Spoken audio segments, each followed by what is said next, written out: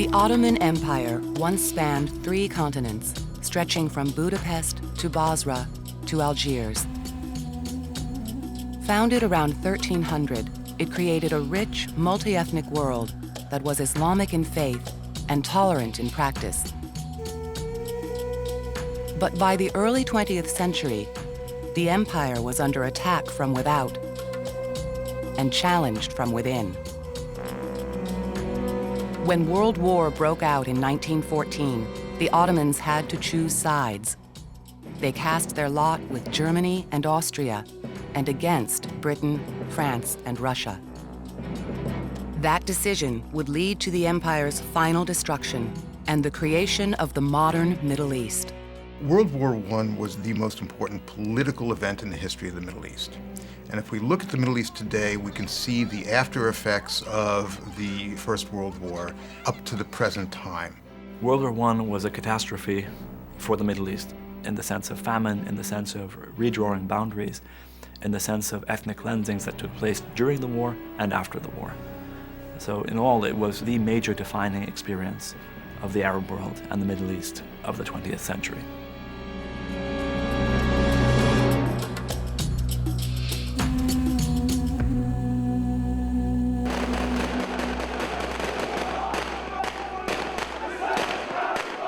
As the 21st century dawned, the nations of the Middle East, Lebanon, Syria, Jordan, Egypt, Iraq, Saudi Arabia, Israel, and the occupied territories were mired in seemingly insoluble conflicts. But if their people's roots are ancient, the conflicts are not. 100 years before, the area was a peaceful backwater of an aging empire. If you had been alive then and had stopped somebody on the street or in the desert or wherever you happened to be and asked them who they were, they would most likely have identified themselves in terms of their religion, their family, their town, or their tribe. But if you were to press him or her, what you would have gotten was that they were citizens of the Ottoman Empire. The notion of Arabness was a notion that was foreign to most Arabs during this period. The Middle East is a concept which was invented by Europeans to denote this part of the world, but it doesn't correspond to what people a century ago thought of the place they were living in. That place was an ancient land crossed and conquered innumerable times. Outsiders called it the Levant, the Holy Land, or Syria and Mesopotamia. The people who filled its cities, plowed its fields, and crossed its deserts were as varied as the names of their homeland. There were substantial non-Arab minorities, Kurds, and of course Christian minorities, Armenians, and many others. And there was a great deal of religious diversity.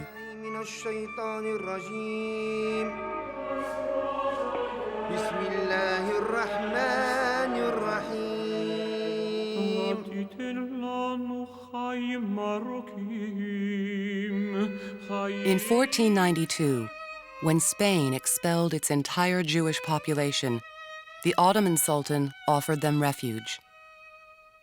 In later decades, while European Jews continued to be persecuted, Ottoman Jews lived in relative peace and security alongside their Muslim and Christian neighbors in cities and towns throughout the region.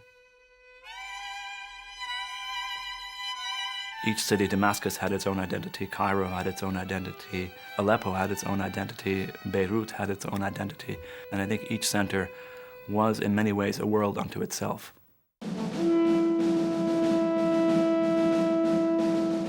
But by the 20th century, a new idea, nationalism, was spreading across the globe.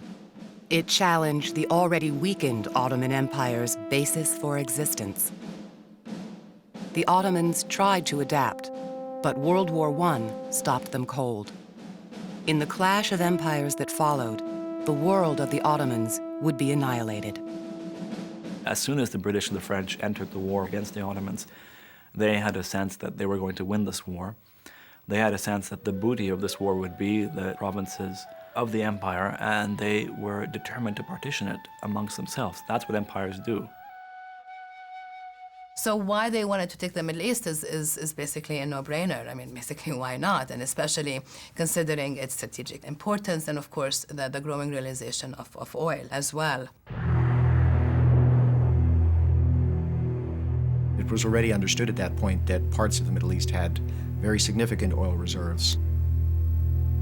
This is something the British and the French very much had in mind in terms of what pieces they wanted. But first, they had to win the war.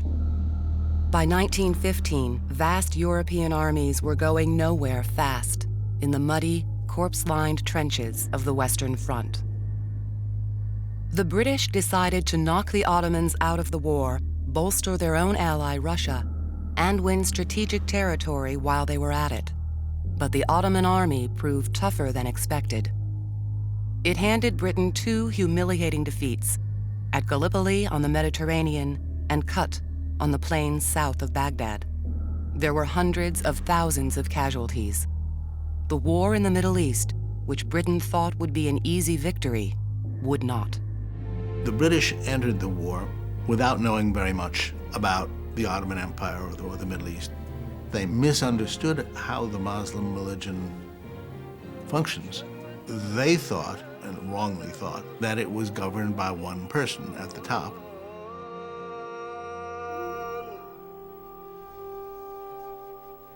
The British were terrified when the Ottoman Sultan called for a jihad, a holy war against the West. India, the jewel in the crown of Britain's own empire, had the world's largest Muslim population. They were very, very afraid that the Indians would heed the call for jihad. So they needed somebody who had some religious credentials to issue a counter call, a counter jihad. Sharif Hussein, a tribal chief from Western Arabia, seemed to fit the bill. The Ottomans had appointed him official guardian of Islam's two holiest places, Mecca and Medina, because he descended from the Prophet Muhammad. But they were about to replace him, and Sharif Hussein had to act fast. Hussein, to save himself, had to shift to the Allied side of the war. That was the only game going then for him. But people in Syria and Damascus and Aleppo were not sort of just sitting around waiting for the Sharif to take action or thinking that without him nothing could happen. In a sense, he himself promoted his own importance and certainly continued to do so during the war itself. British imperial officials exploited pre-existing national sentiments. They participated in a correspondence with the Sharif of Mecca, Hussein, and they encouraged an Arab revolt against Ottoman Turkish domination, and they encouraged the rise of national sentiment. The deal struck between Britain and Hussein in late 1915 became known as the Hussein-McMahon Correspondence. Henry McMahon, British High Commissioner in Egypt, represented his government. Subject to the modifications stated above, Great Britain is prepared to recognize and uphold the independence of the Arabs in all the regions lying within the frontiers proposed by the Sharif of Mecca. They were basically promising independence. That's at least how the Arabs understood it. And that's the way I would say any reasonable reader of the correspondence would interpret the same thing. The British basically were saying, we'll give you independence, you the Arabs independence, if you rebel against the Turks. But there was no firm commitment, and the correspondence was secret. Hussein was no dummy. He himself said it was rather like two people who have decided to inhabit a house, but they haven't decided who gets which rooms. But certainly at the time, in 1915, it was enough for the Arabs to feel they had British support. And again, the guns and the money and the British intelligence officers arrived soon thereafter to launch a revolt against the Ottomans and tie down significant Ottoman forces. In June 1916, Sharif Hussein set out to keep his part of the bargain. At first, only his own tribesmen joined him, and after one victory at Mecca, their momentum ground to a halt.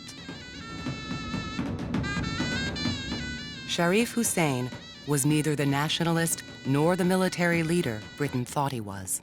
There was a tendency to think of all Muslims as the same, or assume that just because the Sharif of Mecca was willing to engage in anti-Ottoman activity, that perhaps because he was a Muslim, everybody else would follow suit.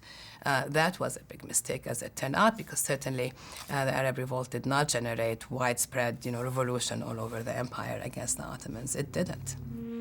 But for Britain, the Arab revolt's military value paled beside its political importance. They gave the British political cover to portray themselves not simply as invading colonialists, but as allies of the people who were bringing liberation and independence to the Arabs against the oppressive Ottoman yoke, as they portrayed it. The wartime brutality of Ottoman commander Jamal Pasha would play into Britain's hands, turning more Arabs against the empire than the Arab revolt. Jamal became the military ruler of Syria. So he had a sort of domain of his own, and he became convinced that there were dangerous, seditious elements at work, Arab and Jewish. Jews were driven out of Jerusalem, and quite a number of Arab leaders were convicted and executed. He wanted to make everyone afraid of him, and he did.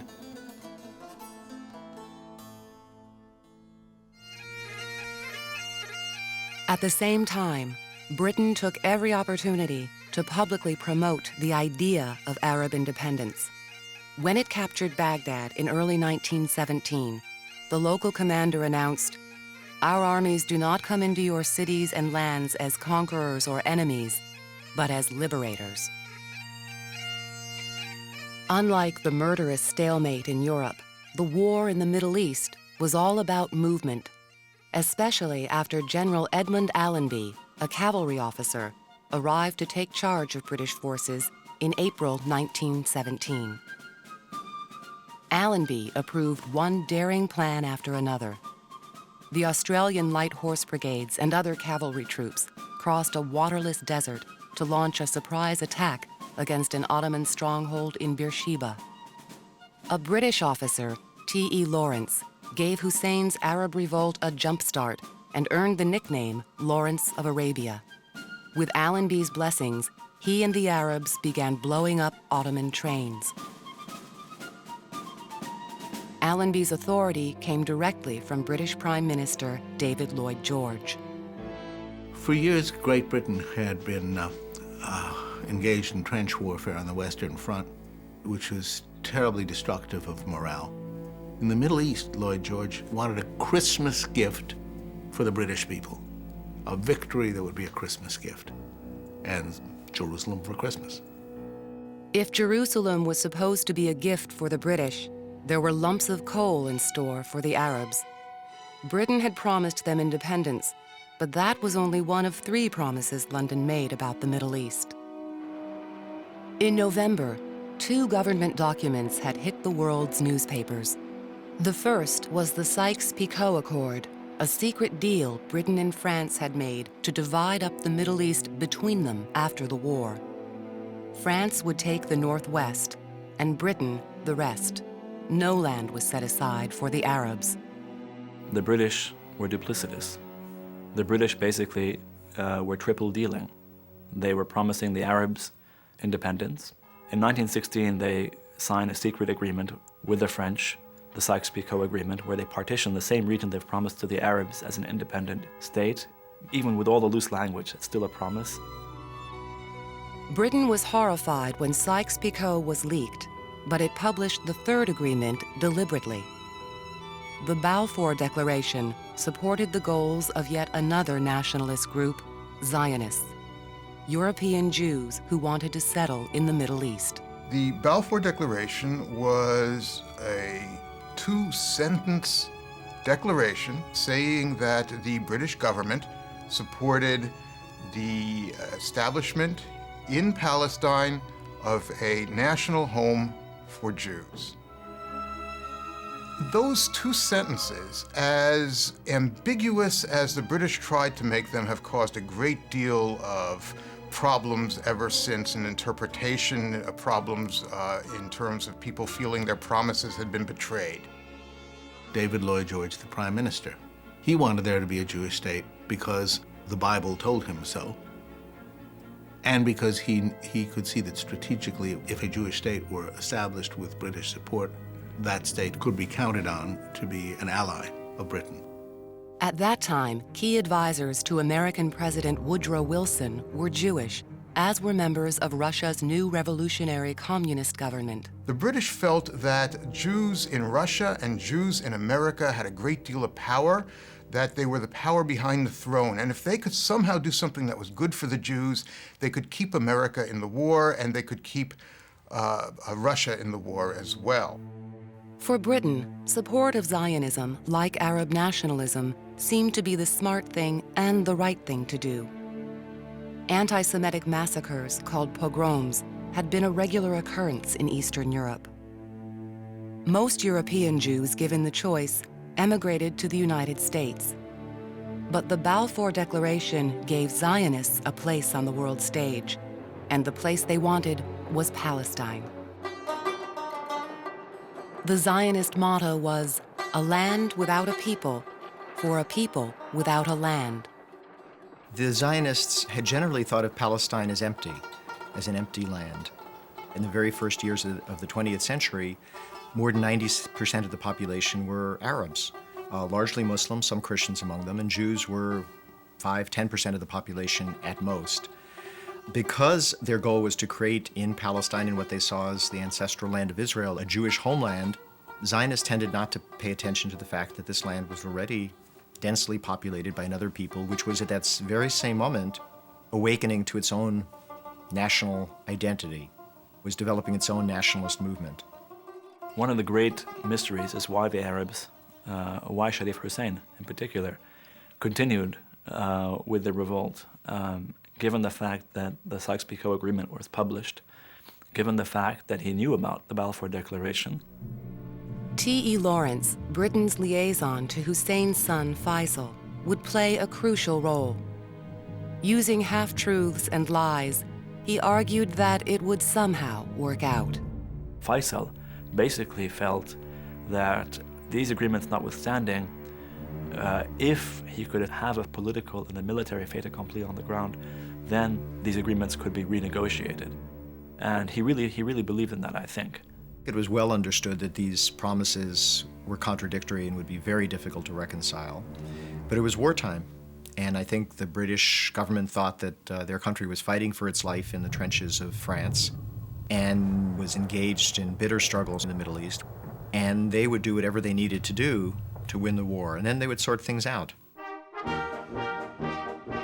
On December 11th, 1917, 1 week ahead of schedule, Allenby's forces marched into Jerusalem.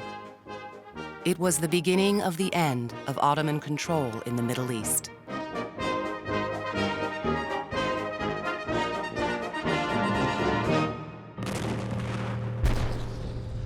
There would be 10 more months of bitter fighting.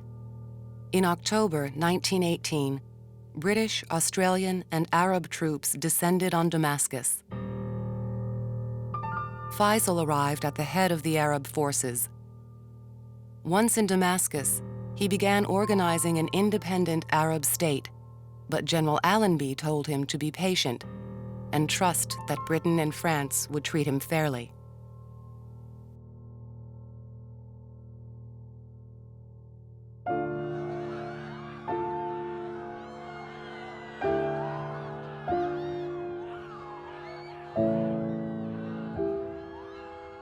In November 1918, the world's guns fell silent, and a war of words began at the Paris Peace Conference, where the winners, Britain and France, would decide who got what and how to reconcile the contradictory agreements. The United States, a latecomer in the winners' circle, almost ruined its allies' plans. American President Woodrow Wilson arrived with a vision for a post-war world he called the 14 points. 1 point, national self-determination, captured everyone's attention. Wilson's 14 points were revolutionary. in every sense of the word. Once you utter a phrase like self-determination, it takes on a life of its own. And it did. It captured the imagination of Arab nationalists, of nationalists throughout the world, and in many ways defined the 20th century as basically a struggle to put into action the phrase self-determination and the betrayal of that phrase. To satisfy Wilson, Britain and France agreed to let America send a fact-finding team, the King Crane Commission, to the Middle East to ask people what kind of government they wanted. The people in the region were very familiar with British and French colonialism, from Egypt next door, from the Gulf region, from Algeria. Mostly people told the King Crane Commission that they'd prefer independence.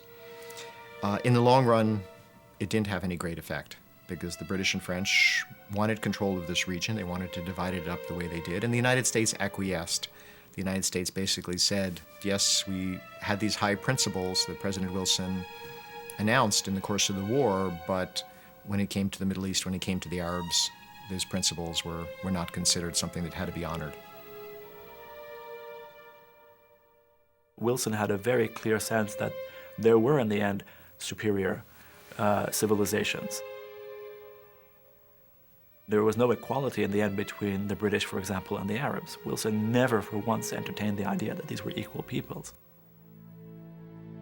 The results of the commission, perhaps the first of its kind in the world, were suppressed. In one last attempt, Faisal tried to claim what he believed was due the Arabs. Faisal proclaimed an Arab government with the right to rule over all the Arab provinces of the Ottoman Empire, and that government remained in Damascus until the French wanted to cash their check.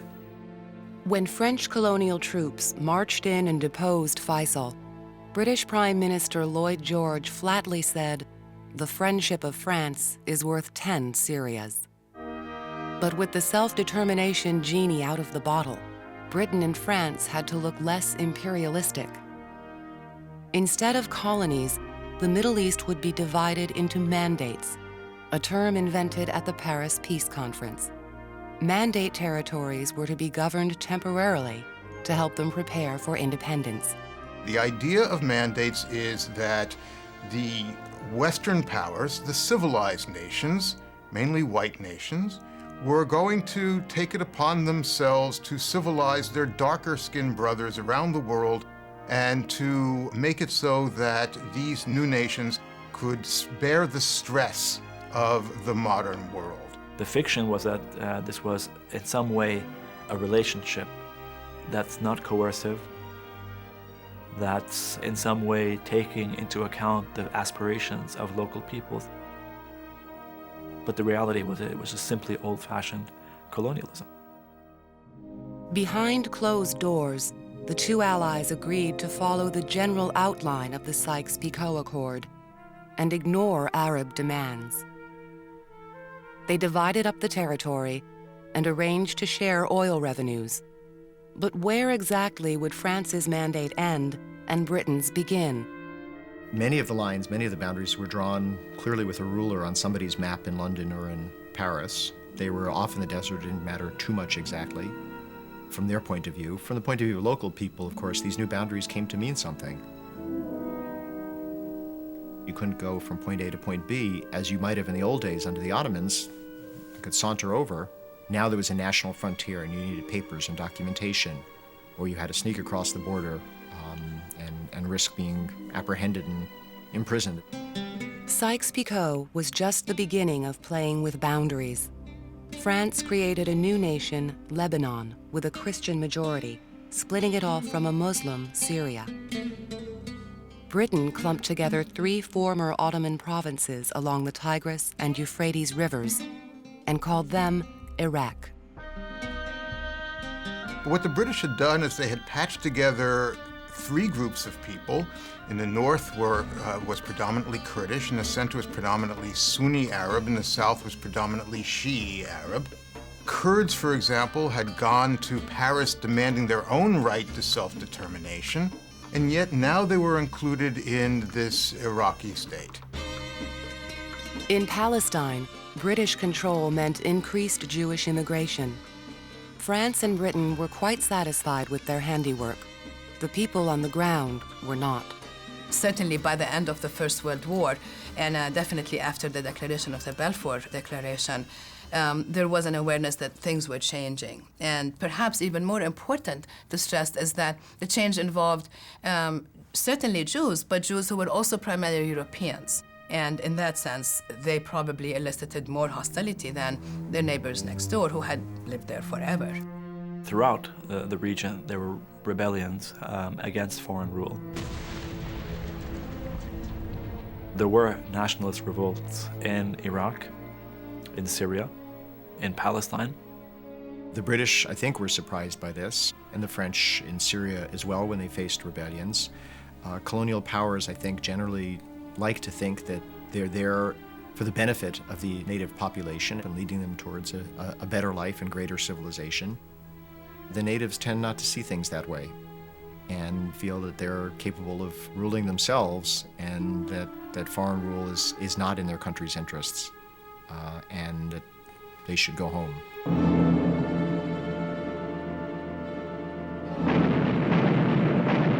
Britain used real brutal force to put down the rebellion. Some people think that up to 10,000 Iraqis died in those anti-British activities. They mounted huge operations, air operations.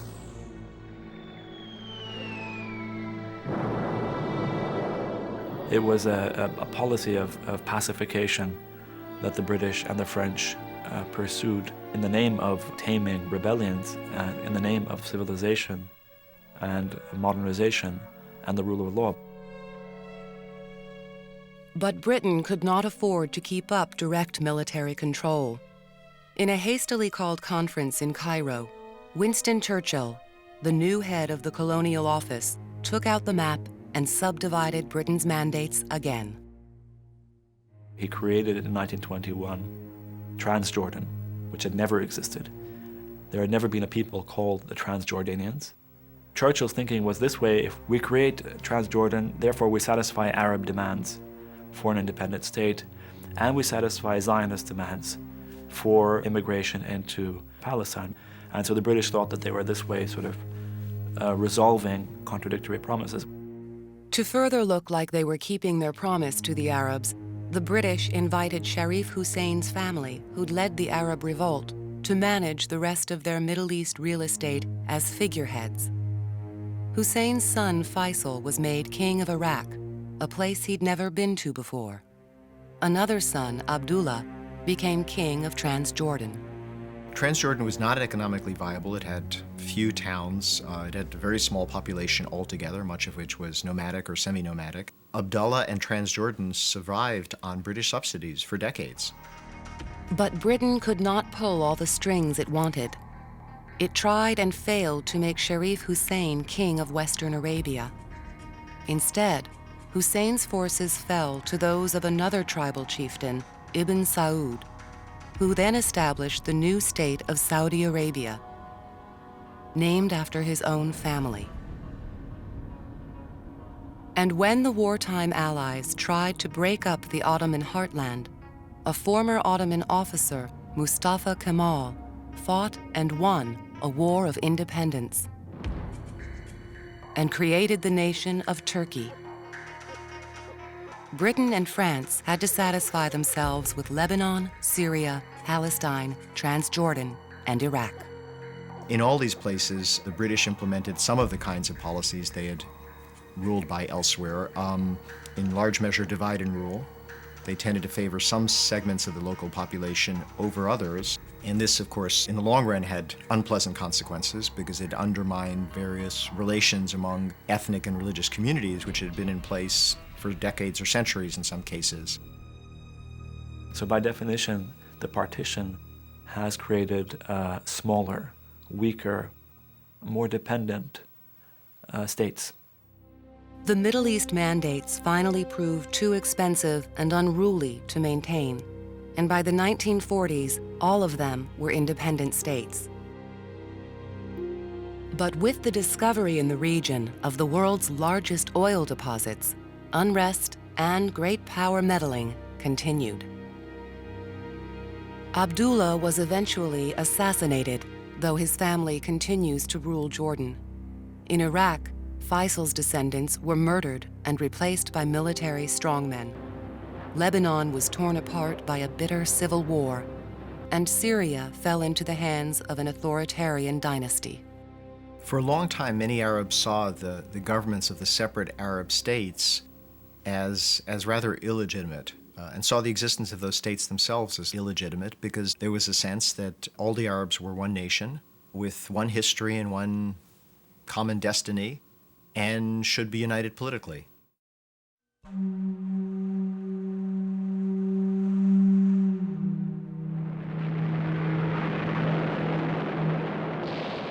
But the dream of a united Arab state received another blow when the world went to war again, and yet another line was drawn in the Middle East.